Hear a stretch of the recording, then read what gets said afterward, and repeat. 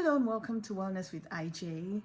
My name is Ijoma Igwe and today is your first time on this channel. Welcome. We talk about everything health and wellness. It's been a while since I sat to speak directly or to talk with you directly. I've just been sharing recipes. It's not that I'm a cook. I just like to look for healthier versions of foods. So today I'm going to share with you my 7 absolute favorite foods for weight loss and for healthy living, should I say. Do stay and watch until the end so you will get these 7 favorites. Now, every single one of them has a but, just because there's always a but. You know, nothing is perfect. There are 2 sides to every story. So each one is going to have a but. And so let's dive straight in. The first one is vegetables, of course. That's almost predictable. And when I say vegetables, I mean non-starchy vegetables. So I'm not talking about potatoes or corn. I'm talking about your leafy greens, your spinach, your kale, your carrots. I'm talking about your fresh salads, your roasted vegetables, your sauteed vegetables, your vegetable soup, and your okra soup, for instance. These are my absolute favorites, and for good reasons. They're very low in fat, they're high in fiber, so you stay full for a very long time.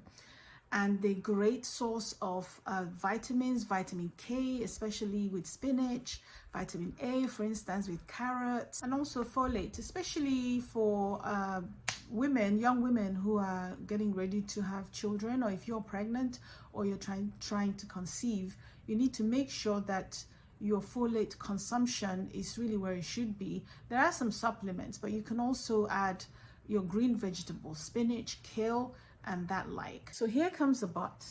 When you eat your salads, remember to watch the dressings. Make sure that you're choosing the right low-fat dressings when you buy dressings for the salad. Otherwise, you will just cancel out all your great effort. When it comes to your roasted vegetables, don't add too much oil to them. Like I showed you when I was preparing it, all you needed to do was just to spray oil on your vegetables. If you're sauteing, just add enough oil to stop the pan from burning. That's really what I would suggest. Your vegetable soups, watch your oil and watch the meat that you add to your vegetables. Make sure that you're not using the stock from your meat to cook your vegetable soup or your vegetable sauce, because there's a lot of fat in that fluid that you're adding. With okra, exactly the same thing. My second favorite food, of course, fruits. Fruits are great. Now, most fruits are great. Great source of vitamins, great source of fiber, they fill you up, they're a great snack. They are available, they are affordable, they're seasonal, and depending on where you live, you can get frozen fruit, just as you can get fresh fruit. Make sure that you're cleaning your fruits properly to avoid infections. Make sure that when you're buying your fruits, that you're not buying canned fruits that have a lot of sugar in them. So that's the fruits. The caveat to fruits is that I did not include bananas. Bananas are great. They're actually a great source of potassium, but you have to remember that they have carbohydrates in them. They also have a teeny bit of fat. And if you look at the calorie content of bananas, you will find that they have a little more calories than most other fruits. So you can eat bananas by all means, but just remember all those. The other thing that I have to say about fruits is if you have diabetes, remember that sugar is sugar. It doesn't matter whether the sugar is from fruits or whether it's just a spoonful of sugar. They will affect your sugar level. So if you're eating fruits and you're diabetic, make sure that you're eating them in moderate amounts. Grapes, cherries are also very, very high in sugar. So be careful how much of those you eat. If you have a handful of cherries, you'll be shocked to find that they have a lot of calories and they also have a lot of sugar. So if you're diabetic or if you're trying to lose weight, make sure that you're mindful of how much of those that you're consuming. So those are the fruits. The next food that I have, eggs. Eggs are awesome. Excellent source of proteins. They contain all those 9 amino acids that you need to make protein that your body cannot make by itself. The excellent source of lutein, vitamin A, which you need those for your vision.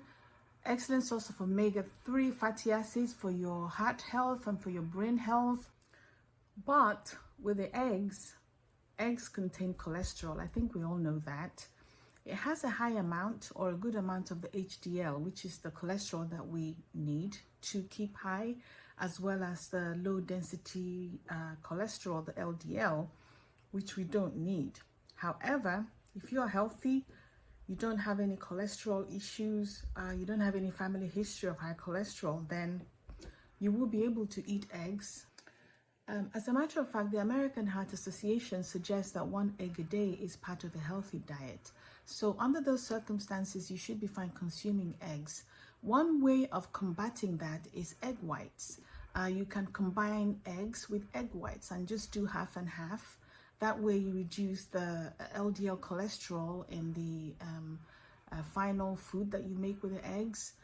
Just remember that when you use egg whites, you're not using the yolk, and therefore you're also not getting the benefit of the fat-soluble vitamins, the vitamin A, D, E, and K that are contained in the yolk. However, 50% of the protein in eggs are actually contained in the white, so you should be fine. The other issue with eggs is you need to make sure that when you're preparing your eggs, you're not frying your eggs, like deep frying your eggs or scrambling your eggs with a lot of oil. You need to avoid that. So that's eggs. And next is chicken. Chicken is probably the best of all the animal protein sources, I would say. It's very low in fat, it's versatile, it's affordable. The quality of protein that you're getting from chicken in comparison to the protein you're getting from meat, because you're not getting the cholesterol or the higher cholesterol levels that you're finding in meat. So chicken is a great food item. Combine it with your salads, combine it with all your vegetables, all the other good stuff. Now, the but in chicken is don't fry your chicken.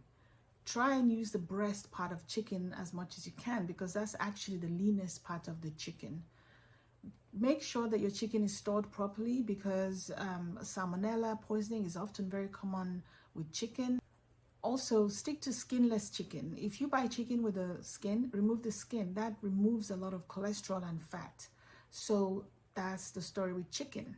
And my next favorite food is beans. Beans is a great source of proteins, is a great source of fiber. And those two are a great combination, because with those two, you don't feel hungry that quickly. It's very filling. It contains antioxidants, especially in the darker colored beans like red kidney beans. And because of the high fiber content, it's good for people with diabetes. Now, when they say beans are good for people who have diabetes, it doesn't mean to say that you can eat as much as you want, just because they have calories, even though they're not as highly calorific as some foods. They're very helpful in the sense that because of the high fiber content, your blood sugar is not going to spike as you would if you had another food that didn't have enough fiber or protein. It still contains carbohydrate. The caveat with beans is it's not a lot really. First of all, you have to make sure that you're controlling the portion of beans that you're eating. Also, other foodstuffs that you make from beans, for instance, akara. Basically, it's beans that you blend and they form balls and you can fry them. So that would be a problem, because then you're incorporating fat into the mix. So that is all I have for beans. And my next favorite food is fish. I love fish. I didn't really grow up eating a lot of fish, but with time I have come to like fish a lot. And the reason why fish is good for you is because fish is another great source of protein that provides all those great amino acids that you need that are building blocks to protein. They're also high in vitamin D and, of course, omega-3 fatty acids, especially in oily fish like mackerel, sardines, salmon.